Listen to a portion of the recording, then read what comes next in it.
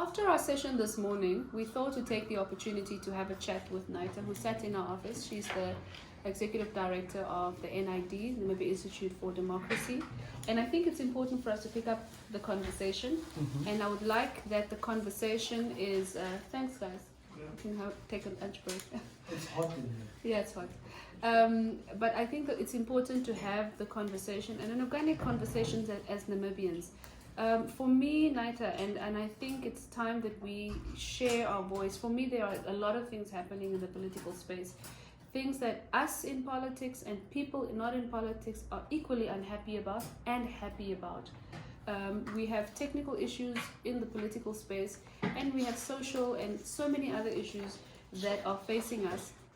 And for us, our work as Innv8e and under the Social Agenda program is to provide a platform where we can engage. And I don't want to have a platform where we are saying, oh, we want to talk about issues and then bring people and represent, but we must ask the questions. We must ask the questions and we must answer each other and do so respectfully and dutifully, and then create action points and then be accountable to respond as to, okay, we discussed this, where is this? And I think it's time that we start doing that. We've got everything to lose if we don't cooperate. Exactly. Whether we like each other or not, that is not the agenda anymore. But if we don't cooperate, we've got everything to lose. So I think my first question, unless you want to ask me a question, it's very open. My first question to you is, I think it's important to, what is the view of the NID about the political space right now? Namibia has changed over the last 30 years. You can see now we have different associations and more political parties than what we had still 10, 15 years ago. You have associations like the AR, you have people understanding that we can have political independent candidates in the elections, in the presidential elections and the local authority elections. So you have more people aware that they can run for office. And we have social media now, and social media helps people to connect faster. You know why people can get information faster, especially if you don't have, let's say, most of the rural population in Namibia, or most Namibians, get their information via radio. Yes. And then via television. But there is a large part of the population that receives their information through social media. You can advertise quicker, you can get the people together, and that helps now in the political space. People are sharing information, even information where sometimes you feel like, oh my God, is this not sensitive information? Yeah. Namibians are getting used to participating, to engaging. Yeah. But it needs to happen more in the rural areas and on local level, because on local level, that's where your politics is happening. That's where it's happening. You discuss politics at home with your family, then you come to work, you discuss politics with your colleagues, then you engage with your local authorities. I mean, Innv8e, that's anyway your strong point. You're engaging the municipalities, you're engaging the private and public sector and bringing them together. But as much as Namibians are now more active than before, more needs to be done, because it's a mandate and it's a duty. And when we say, I want to benefit from the rights that protect me in the Constitution, then please bring yourself in to ensure that those rights are not just protecting you, but others as well. The thing is, the challenge that I feel that we have now is everybody is, a lot of people are airing their views, whether they're politicians or individuals, civilians, but it's almost as if I feel like people are not wanting to be accountable and responsible for what they're saying. They're just saying things, they're sharing things, we are forwarding things. Politicians are being rude to people, people are being rude to politicians. What's going on? Penna, we're Tuna. Yeah. Penna, go out the room. Tuna, we're busy learning. It's all part and parcel of the process. You know, you can compare it with the smallest nucleus in the society, a family. You raise your children, and first they adore you as a mother and father. You're the best, you're the sunshine. But then children at the age of 10, 11, they start not just to feel and perceive things, but they start to express themselves. They start to form opinions. And that's the same with Namibia's democracy. In the first few years, we had to find our feet. Where are we as a democratic country?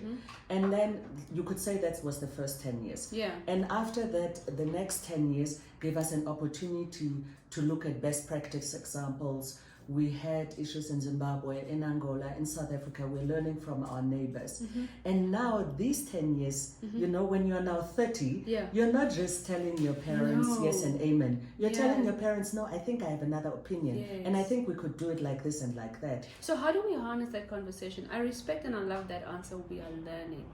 Why are we not telling each other we are learning, and why are we not channeling all of this energy, these different types of energies of we are learning, into a constructive direction?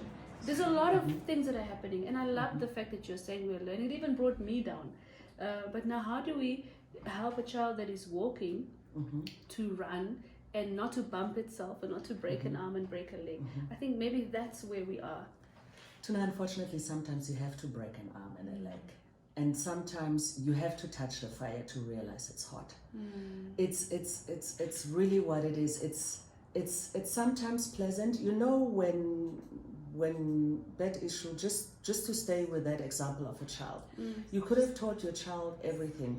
As a democracy, as a young country, we could have seen the example, for instance, what happened in Zimbabwe with the land question, and this is where Namibia says, let's deal with the land question differently. So to answer your question, as part of learning, it sometimes gets ugly, and the accountability, it's when in the election, when we go vote, and specifically now for the regional local authority elections, you want to know who's the person running for office, and is that person really somebody from your area, and is that person contributing to your area? If that person is not, in Namibia, we really have beautiful political structures, but we are not using them sufficiently. What are those political structures? Those political structures are, let's stay with this year's elections. You have the National Council, which is the House of Review. A parliament has two chambers. The National Assembly, those elections we had last year, and the National Assembly is what you see mostly on TV. That's why people always think Parliament is the National Assembly, but then Parliament is comprised of two houses, the National Council and the National Assembly. And the National Council brings in the views from the regions. The National Council has three members, three councillors from each political region in Namibia, and that is how the views of the people from the regions is represented. Now, each councillor is elected in the regional local authority elections. So people voted for that person to represent the views in the council chambers. Now, those councillors travel back to their regions, and they always need input from the regions. This is where they work with the village councils, with the settlement councils, with the traditional authorities, but what informs, parties. I want to just interrupt you, what informs them to do their work? Is it a political rhetoric? What is the political rhetoric tied to? Is it a common developmental agenda? You know. Yeah, there's a Regional Local Authority Act. There's that overlaying act. And then in each municipality, in each settlement, in each village, you have structures. You have CDCs, the Constituency Development Committees. You have structures such as the Development Department. You have structures such as the Financial Department. You have structures such as the Communication Department. And then within a council, we have different structures. We have the political structure and the administrative structure. The political structure is where people vote the councillors into power, and they have to oversee and work together with Parliament and with the capital. And then you have the administrative structures that ensures that the administrative issues of the regions, like water, electricity, schools, there are laws and there are structures in place which Namibians need to familiarize themselves with. The more you know how your structure works, the more you know how your family works, the better you can come in.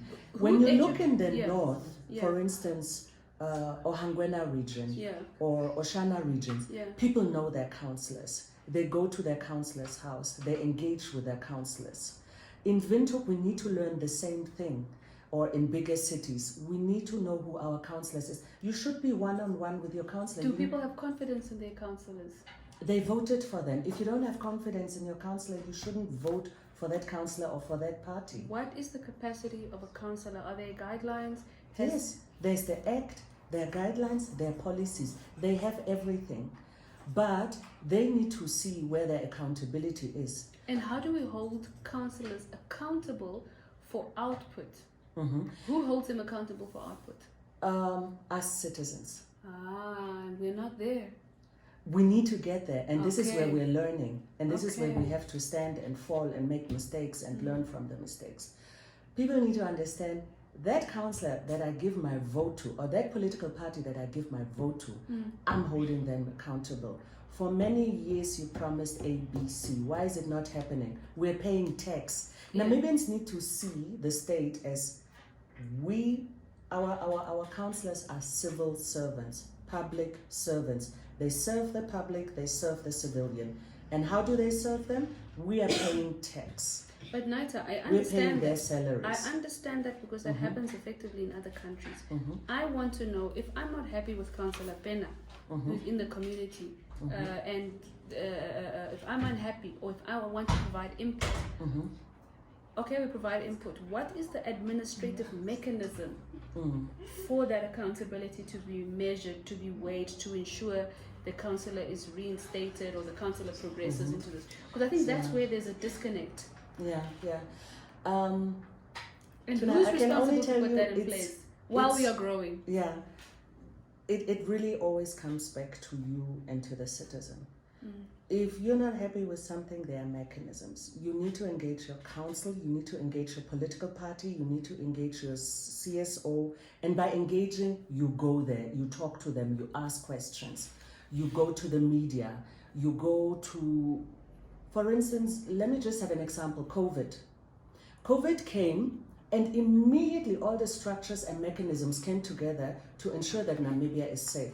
The president called out a state of emergency, the borders were shut, we were all told to stay home, the army came in, the police came in, the minister of health came in, all the structures were working. If as a citizen you were observing that process, you should have known, this is how it works. Seeing it. We started seeing They started working together. Exactly. People stay off the streets, NGOs, have the police. Yes. The non-governmental organizations like churches, the media was reporting, NBC was reporting the whole time. The non-governmental organizations were distributing food parcels.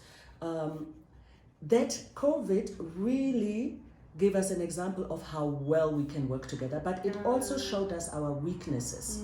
And our weakness is, how do you help people in the informal settlements where they are house next to a house, where you have these tin shack house next to each other.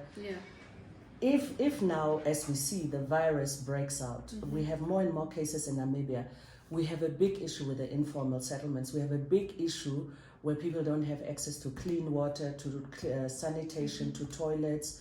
Now, parents are stuck with the kids at home, and we as parents, we are not good teachers, or we are not this. Not that we are not good teachers, but we're not technical. We're not teachers. educationalists. Or Educationalists. We're not like our teachers, and this is where you understand as a citizen, what am I going to do now? And like you said before, Just now panic. it's not the new normal. So if something we learn from COVID is, if you don't participate, if you don't give your input, 100%. then you're going to be behind. This year we have regional local authority elections. A big thorn in the regional local authority election is the informal settlements and the hygiene there, and not creating opportunities for people to stay in the regions where they maybe are actually based, but they have to move to the bigger cities to get work. So Tuna, all I can say, it really always starts with us. Get to know your constitutions, get to know, read up on your things, fact check, talk to your councillors, know your councillors, know their numbers, know where their offices are, and don't forget that you are paying the salary of the public servants and of the civil servants. And if we're paying taxes and our taxes are not used for us, then we could also say, then we are withholding payment. Even the private sector, you're not getting the service you need. You can withhold payment. It's actually the same in the public sector. As Namibians, we should ask ourselves, why am I paying taxes for a service I'm not getting delivered? We need to have a conversation with the Ministry of Finance. Where are my taxes going to? It might sound abstract, Tuna, but that's where it starts. It always starts with you asking the right questions, getting the information, and then starting to be woke and going around them. And another issue is those that can give training to counselors or those that can assist with training or to capacitate. Yes. They should also be supported, and they need to do that. They need to. We can't just also point fingers at politicians or councillors or the president alone or the who. It's a joint response, and that's what COVID has cleared up in my mind. It is an actively joint responsibility, and I think NID, if I can say, it would be great to have a leader like yourselves assist us to all, because you have the information. Assist us further as citizens to say, if you're going to disagree with something, how do you agree within the systems and disagree within the systems and structures that are there? Because right now it's open to everybody. Everybody has got their own idea of how to disagree, how to agree, how to cooperate. And maybe it's time that we also, as citizens, start making it our responsibility to how to engage with the systems of the day that are there. The thing that is horrible in Namibia right now, I've even done it. We've all done it. We have started attacking individuals. We are attacking each other, and we are making it a personal issue versus an issue of, we have a boat. This boat is supposed to float on the water. It's supposed to get us to Antarctica, but we are busy putting holes in the boat and burning fires. Exactly. And I'm not quite sure if that's going to get us there. We need to look at the bigger picture. Like you said, you might not like a particular party, you might not like a particular person, you might not like particular structures, but then think about it. How would you make it better? What are the best practice examples? Learn from the ones that do it well. It doesn't help that, like you said, that we attack the person. We need to attack the issues, and we have a lot of issues in Namibia. And we might still continue having different opinions. We will, and but that's different normal. Opinions is normal, and different opinions. We have it in families. The boat must sink. Yes, we have it in families. Yeah. Because in a family you don't agree with something doesn't mean you have to bring everybody down or you have to destroy the family. And it's the same with a country and a community. And especially as Africans and as Namibians, we really need to tackle the issues. Other countries, they might as well have other issues, but the economy is running. And that's the management is running. We are saying. The economies are running. Culture is growing. There's vibrancy. There's vitality. Politicians come and go. CEOs come and go. Who've probably done worse things. So with us, we're not quite running, but we're very active. So, but you said before, Tuna, the responsibility lies with us. Each citizen with sound mind, inform yourself, talk to your people in the neighborhood, find out what is it that we're missing, and let's learn from each other. And let's have that responsibility that if I want to be protected by the rights, by the Constitution, and by policies and by structures, then I also need to give something back. I think it's and it's responsibility and responsibility, my mandate. And like I said, we pay taxes in all different forms, shapes and sizes. But those taxes need to work with us. Engage your political party if political party is your forte. Engage your church if that's where you debate. Engage other NGOs, engage the media, but you need to do something. And if that's not what you do, then see within your little space where you can do something, because if a lot of people in a lot of places do a lot of small good things, then we are helped. I love that. I don't think it gets, I love that. Naita, thank you. I think we need to have this conversation. We've spoken about our couch. We need to go find that couch. The red couch. The right couch. And we need to have this conversation with the NID. We need to bring in different people. But what's more important than conversations is the activity.